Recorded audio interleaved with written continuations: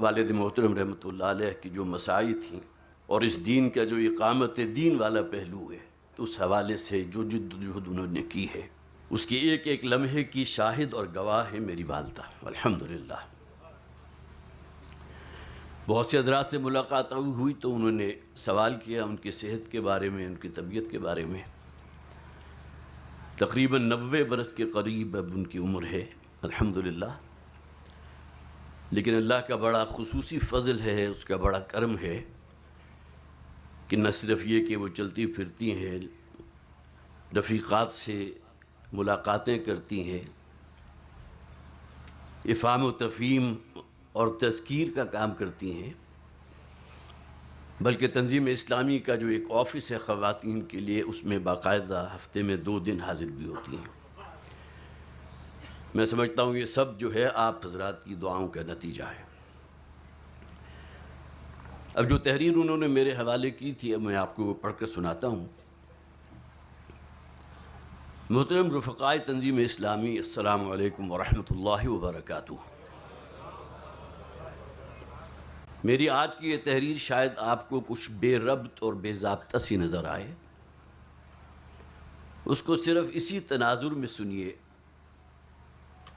کہ یہ صرف میرے جذبات اور احساسات ہیں کہ جو میں آپ کے ساتھ شیئر کرنا چاہتی ہوں۔ اس کے بعد ایک شعر انہوں نے لکھا، بلکہ 2 اشعار ہیں۔ عدم کی سمت بڑھتا جا رہا ہوں، جو لمحہ آ رہا ہے کٹ رہا ہے، بڑھاتا جا رہا ہے پاٹ دریا، یہ ساحل رفتہ رفتہ گھٹ رہا ہے۔ وَمَن نُعَمِّرْهُ نُنَكِّسُ فِي الْخَلْقِ، جیسے جیسے انسان کی عمر آگے بڑھتی ہے تو اس کی تخلیقی صلاحیتوں میں بھی کمی واقع ہوتی ہے۔ واقعہ یہ ہے کہ ہر آنے والا سال اس بات کی گواہی دے رہا ہے کہ گردوں نے گھڑی عمر کی ایک اور گھٹا دی۔ درازی عمر کے تقاضوں میں کمزوری اور کم ہمتی کا تقاضا بھی شامل ہے۔ خود کو کسی قابل نہیں سمجھتی، اپنی بساط بھر کچھ پڑھ بھی لیتی ہوں، کچھ سن بھی لیتی ہوں، اور آج کل کے موجودہ حالات میں فلسطین کے مسلمانوں پر جو ظلم و جور ہو رہا ہے، اس پر دل جو ہے خون کے آنسو ہوتا ہے۔ آگے بڑھ کر کچھ کرنا چاہتی ہوں لیکن کر نہیں پاتی۔ یا رب یہ کیسی بے بسی ہے، کیسی بے کسی ہے۔ میں خود نہ سہی، میری جماعت، میرے بچے، ان کی اولادیں، ان میں سے کوئی تو ہوتا جو اپنے سر کٹواتا، زخمی ہوتا، کسی زخمی کو سہارا دیتا، اور اسی طرح بھاگ دوڑ کرتا جس طرح فلسطینی مجاہدین بھاگتے دوڑتے نظر آ رہے ہیں۔ شہید یا غازی کا کوئی فخریہ لیبل بھی اس کے ساتھ منسلک ہو جاتا۔ آج ہم بہت بے بس اور مجبور ہو چکے۔ ہمارے نبی صلی اللہ علیہ وسلم نے آج کے حالات کے تناظر میں 1400 برس پہلے ہی خبردار کر دیا تھا کہ میں بہت سے فتنے دیکھ رہا ہوں جو تمہارے گھروں میں اور ان کے آنگن میں بارش کے قطروں کی طرح گریں گے۔ یہ ایک روایت ہے جس کا مفہوم میں نے آپ کے سامنے رکھا، جو صحیح مسلم اور مسند احمد میں موجود ہے۔ بانی تنظیم کی تحریریں اور تقاریر ذہن میں کثرت سے گشت کرتی رہتی ہیں، اور ان میں سے خاص طور پر یہ بات کہ ملک پاکستان ہم نے کلمہ طیبہ کی بنیاد پر شب قدر کو اللہ کا یہ تحفہ ہمیں حاصل ہوا تھا، لیکن یہاں دین اسلام کے نفاذ کی کوششیں آٹے میں نمک کے برابر بھی نہیں۔ ہم پاکستانی بحیثیت مجموعی بدعہدی اور بے وفائی کے مرتکب ہوئے ہیں۔ منافقت اور وہن، یعنی دنیا سے محبت اور موت سے فرار ہمیں لے بیٹھا ہے۔ آپ صلی اللہ علیہ وسلم کو اپنی امت میں انہی امراض کے بڑھنے کا اندیشہ تھا۔ ایک موقع پر آپ نے فرمایا تھا صلی اللہ علیہ وسلم، اللہ کی قسم مجھے تم پر فقر کا خوف نہیں، میں اس سے خوف زدہ ہوں کہ دنیا تم پر کھول دی جائے گی جیسے تم سے پہلے لوگوں پر کھولی گئی، اور تم اس سے محبت کرنے لگو گے جیسے کہ اس سے پہلے لوگوں نے، پہلی قوموں نے محبت کی، اور یہ دنیا پرستی تمہیں اسی طرح ہلاک اور برباد کرے گی کہ جو معاملہ پہلے لوگوں کے ساتھ ہوا تھا۔ اس نوع کی احادیث کے مصداق موجودہ حالات کو دیکھتی ہوں تو ڈر جاتی ہوں اللہ تعالیٰ سے دعائیں مانگتی ہوں کہ اللہ ہمیں اپنے عذاب سے ہلاک نہ کرنا. اللہم لا تقتلنا بغضبک ولا تہلکنا بعذابک وعافنا قبل ذالک. ہمیں شہادت کی موت عطا فرما. اے پروردگار، ہم تیرے دین متین کو قائم کرنے کی ایک ادنا سی کوشش کر رہے ہیں، اسے قبول و منظور فرما. ہمارے دل اہل فلسطین کے لیے تڑپتے ہیں، جنہیں بدترین جسمانی تکالیف اور ذہنی اذیتیں دی جا رہی ہیں، جن پر خوراک، ادویات، حتیٰ کہ پانی اور بجلی بھی بند کر دی گئی، جن کو اللہ کے دشمنوں نے پوری طرح کچلنے کا ارادہ کر لیا ہے. رحم کر رحم دو جہانوں کے مالک، مصیبت میں میں نے پکارا ہے تجھ کو. اگلا پیراگراف ہے: امیر تنظیم اسلامی عزیزم اور محترم شجاع الدین شیخ صاحب کے لیے میرے دل کی گہرائیوں سے دعائیں نکلتی. اللہ نے انہیں درد مند دل عطا فرمایا ہے. آج کل پروانہ بیتاب کی طرح ہر سو صدائیں بلند کرتے نظر آتے ہیں. جہاں مذمت کی ضرورت ہو مذمت کرتے ہیں، اور جہاں تحسین طلب معاملات ہوں انہیں سراہتے بھی ہیں. لوگوں کو جگانے اور مایوسی سے نکال کر عمل پر ابھارنے کے لیے دن رات کو اپنے آپ کو ہلکان کیے ہوئے ہیں. وہ اپنے حصے کا کام پوری تندہی سے کر رہے ہیں. ان کا یہ جملہ دل کو بہت بھاتا ہے کہ بھائی جو کر سکتے ہو وہ تو کرو. رفاق کو چاہیے کہ ان کی تقریریں، خطابات جمعہ اور ندائے خلافت میں شائع ہونے والی پریس ریلیز خود بھی پڑھیں اور اپنے اہل خانہ کو بھی پڑھوائیں یا سنوائیں،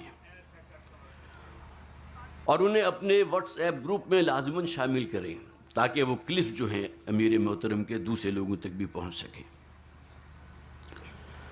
عزیز رفقائے گرامی، ہمیں اس بات کا جائزہ لیتے رہنا چاہیے کہ ہم کیا کچھ کر سکتے ہیں. کم سے کم دعا تو کر سکتے ہیں. دعا مومن کا ہتھیار ہے. دعا ہی اصل عبادت ہے. الدعاء مخ العبادہ. دعا عبادت کا جوہر ہے. ہم ایسی پرخلوص دعا کا سہارا لیں جو خلوص دل سے توبہ کر کے مانگی گئی ہو. یہ شرط لازم ہے اس کی دعا کی.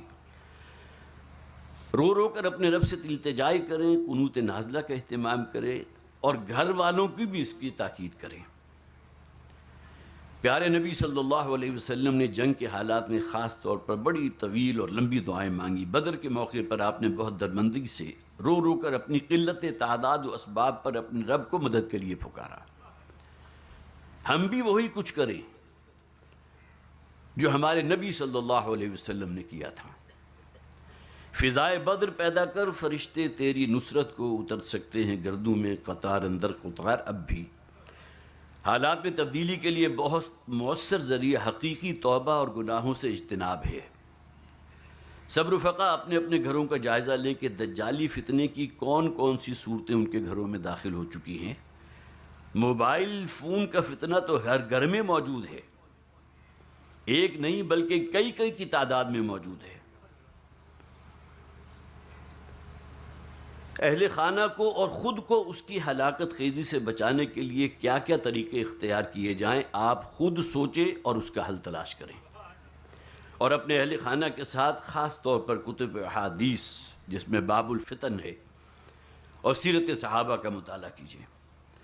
اپنے گھروں کا جائزہ اس پہلو سے بھی ضرور لیجئے کہ کیا ہمارے بچے دنیاوی تعلیم کے ساتھ دینی تعلیم بھی حاصل کر رہے ہیں یا نہیں، دینی شاعر کا اہتمام کر رہے ہیں یا نہیں. اگر جواب نہیں ہے تو سمجھ لیں کہ وہ بہت ہی غیر محسوس طریقے کے ساتھ مادہ پرستانہ سوچ اور فتنہ دجال کے زیر اثر آ رہے ہیں. احساس عنایت کر آثار مصیبت کا امروز کی سورش میں اندیشہ فردہ دے. بچوں میں دینی حمیت پیدا کرنے کے لیے انہیں اپنے اسلاف سے جوڑنے کی کوشش کریں. سیرت النبی، سیرت صحابہ، ائمہ اربعہ، تاریخ اسلامی کے نامور شخصیات کی زندگیوں کا مطالعہ کروائیں. ان میں جذبہ جہاد اور جذبہ شہادت پیدا کریں. انہیں دجالیت اور صہیونیت کے فتنے سے متعارف کرائیں. تاریخ بنی اسرائیل اور تاریخ امت مسلمہ کا مطالعہ کرائیں. کھیل کود سے نکالیں، خدارہ نکالیں. فلسطینی بچوں کی زندہ مثالیں ہمارے سامنے موجود ہیں. ان سے قرآن کی محبت اور جذبہ جہاد مستعار لے کر اپنی اولاد میں منتقل کریں. عزیزان گرامی، یہ ہیں آپ کے کرنے کے اصل کام جو آپ کو مستقل بنیادوں پر کرنے ہیں۔ اللہ تعالیٰ آپ کو ہمت عطا فرمائے۔ نوا پیرا ہو اے بلبل کہ ہو تیرے ترنم سے کبوتر کے تنے نازک میں شاہین کا جگر پیدا۔ اسرائیلی مصنوعات کا بائیکاٹ کیجئے۔ مفتی تقی عثمانی صاحب نے بہت ہی خوبصورت بات کہی ہے کہ یہ حرام حلال کا مسئلہ نہیں ہے۔ اسرائیلی جو بھی مصنوعات ہے ان کا بائیکاٹ کرنا یہ حرام حلال کا مسئلہ نہیں ہے، یہ دینی غیرت و حمیت کی بات ہے، اس کا تقاضا ہے۔ ملٹی نیشنل کمپنیوں کی مصنوعات ہماری زندگیوں میں جزو لا ینفک کے طور پر شامل ہو چکی ہیں، انہیں چھوڑنا بہت ادنا درجے کی قربانی ہے۔ ادنا سے اعلیٰ کی طرف بڑھیں اور اللہ کی رضا کے لیے ہر وہ کام چھوڑ دیں جسے چھوڑنے کا ہمارے پیارے نبی صلی اللہ علیہ وسلم نے حکم دیا۔ صحابہ میں سے کسی نے حضور سے سوال کیا تھا ای الہجرت افضل یا رسول اللہ صلی اللہ علیہ وسلم، تو حضور نے کیا جواب دیا تھا؟ ان تہجر ما کرہ ربک، تم ہر اس شے کو چھوڑ دو جو تمہارے رب کو پسند نہیں۔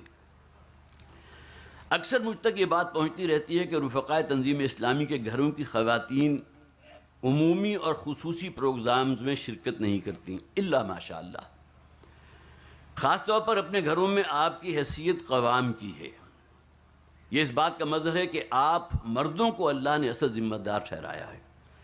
خاص طور پر اپنے گھروں میں آپ کی حیثیت قوام کی ہے۔ گھروں میں شوق پیدا کرنے کی کوشش کریں تو شکایت دور ہو جائے گی۔ آپ کا محبت آمیز اور مبنی بر حکمت نرم رویہ یہ کام بآسانی کرا سکتا ہے۔ وہ حلقہ یاراں تو بریشم کی طرح نرم، رزم حق و باطل ہو تو فولاد چھوڑنا چاہتا ہے۔ ہمیں لگتا ہے اور محسوس ہوتا ہے کہ اہل فلسطین بڑی آزمائش میں ہے، حالانکہ غور کیا جائے تو ہم اس نتیجے پر پہنچیں گے کہ اصل میں ہم آزمائے جا رہے ہیں کہ ہم میں سے کون ہے جو اپنے اندر کوئی تبدیلی پیدا کرے اور اپنے آپ کو اللہ کی فرما برداری میں دے۔ سب خاموش ہیں، ہمارے لیڈران اگلے الیکشن میں کی تیاریوں میں مگن ہیں، جن کے اپنے مفادات ہیں، ویسٹڈ انٹرسٹس ہیں۔ پاکستان ایٹمی طاقت ہونے کے باوجود باطل کے سامنے کلمہ حق تک کہنے کو تیار نہیں۔ زمانہ مختلف ادوار کا شاہد رہا ہے، وقت ایک سا نہیں رہتا۔ آج موقع ہے ہم از سر نو اپنی مصروفیات، اپنی فکر مندیاں اور اپنی پلاننگز کا جائزہ لیں، اپنے لیے کچھ اہداف طے کریں، اللہ سے مدد مانگتے ہوئے اس کی طرف لپکیں۔ فَفِرُّوا إِلَى اللَّهِ إِنِّي لَكُم مِّنْهُ نَذِيرٌ مُّبِينٌ۔ آخر میں کلام اقبال کے چند اشعار سنا کر آپ سے رخصت ہونا چاہتی ہوں۔ زمانے کے انداز بدلے گئے، نیا راگ ہے، ساز بدلے گئے، ہوا اس طرح فاش راز فرنگ کہ حیرت میں ہے شیشہ باز فرنگ۔ اور شراب کہن پھر پلا ساقیہ، یہ ساقی نامہ کے اشعار ہیں۔ وہی جام گردش میں لا ساقیہ، مجھے عشق پر لگا کر اڑا، میری خاک جگنو بنا کر اڑا۔ فرد کو غلامی سے آزاد کر، جوانوں کو پیروں کا استاد کر۔ ہری شاخ ملت تیرے نم سے ہے، نفس اس بدن میں تیرے دم سے ہے۔ تڑپنے پھڑکنے کی توفیق دے، دل مرتضیٰ سوز صدیق دے۔ جگر سے وہی تیر پھر پار کر، تمنا کو سینوں میں بیدار کر۔ جوانوں کو سوز جگر بخش دے، میرا عشق میری نظر بخش دے۔ عزیزان گرامی، میں اپنی دعاؤں میں ہمیشہ آپ کو یاد رکھتی ہوں۔ عمر کے جس مرحلے میں ہوں، مجھے آپ کی دعاؤں کی شدت سے ضرورت ہے، میں اس کی محتاج ہوں۔ دعا کیجئے کہ جتنی سانسیں باقی ہیں وہ اللہ تعالیٰ اپنی بندگی میں صرف کرائے اور